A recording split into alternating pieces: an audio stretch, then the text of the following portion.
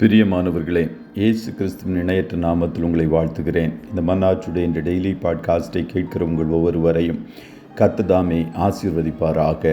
சங்கீதம் 34:11 இப்படியாய் கூறுகிறது: பிள்ளைகளே, வந்து எனக்கு செவி கொடுங்கள், கர்த்தருக்கு பயப்படுதலை உங்களுக்கு போதிப்பேன் என்பதாக. கர்த்தருக்கு பயப்படுதல், ஃபியரிங் காட் என்ற தலைப்பின் கீழ் இன்றைய மன்னாவை தியானிக்கப் போகிறோம்.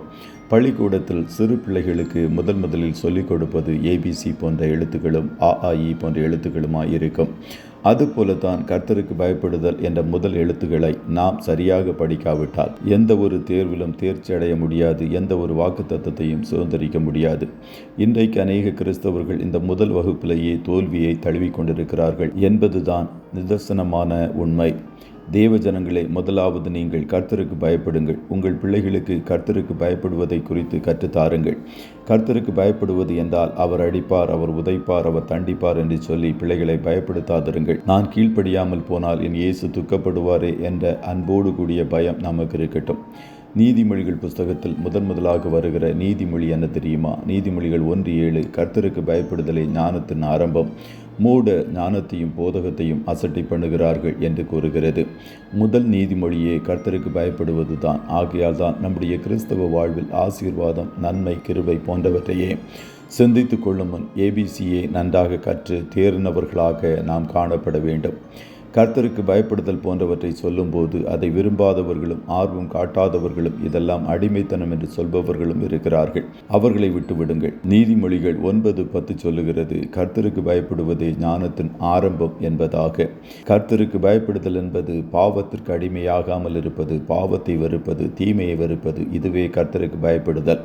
ஒன்றான மெய்தேவனாகிய உம்மையும் நீர் அனுப்பினவராகிய இயேசு கிறிஸ்துவையும் அறிவதே நித்திய ஜீவன் என்று யோவான் 17:3 கூறுகிறது.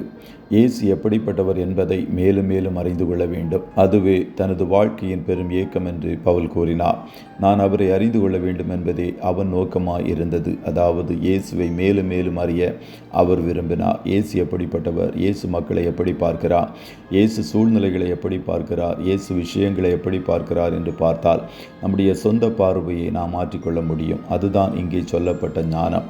ஆகையால் இயேசுவை அறிவதற்கான முதல் படி அவருக்கு பயப்படுவது, அவருக்கு பயபக்தி காட்டுவது, பாவத்தை வெறுத்து நீதியை நேசிப்பது. அதன் பின்னர் நாம் அவரை நன்றாகவும் சிறப்பாகவும் அறிந்து கொள்ள முடியும். அதனால்தான் நமக்கு எவ்வளவு புத்திசாலித்தனம் இருக்கிறது என்பது கேள்வி அல்ல, மாறாக நமக்கு எவ்வளவு தெய்வ பயம் இருக்கிறது என்பதை பொறுத்தே ஆவிக்குரிய அறிவிலும் ஆவிக்குரிய ஞானத்திலும் நாம் எவ்வளவு பெருகுகிறோம் என்பதை பார்க்க முடியும்.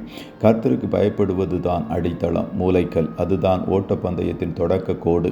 நீங்கள் அங்கு செல்லவில்லை என்றால் நீங்கள் எங்கும் செல்ல மாட்டீர்கள். இந்த உலகத்தில் இருக்கும் எல்லா அறிவின் முக்கிய பகுதி கர்த்தருக்கு பயப்படும் பயம். நீங்கள் கர்த்தருக்கு பயப்படும் பயத்தை இழக்கும் நாளில் அவரின் ஞானத்தை பற்றிய புரிதலை இனி பெற முடியாது. ஞானத்தில் அதிகரிப்பான வழி அவருக்கு பயப்படும் பயத்தில் அதிகரிப்பதாகும். இயேசுவை பற்றிய அறிவில் அதிகரிப்பதற்கான ஒரே வழி கர்த்தருக்கு பயப்படுதலில் அதிகரிப்பதாகும் என்பதை அறிந்து கொள்ளுங்கள்.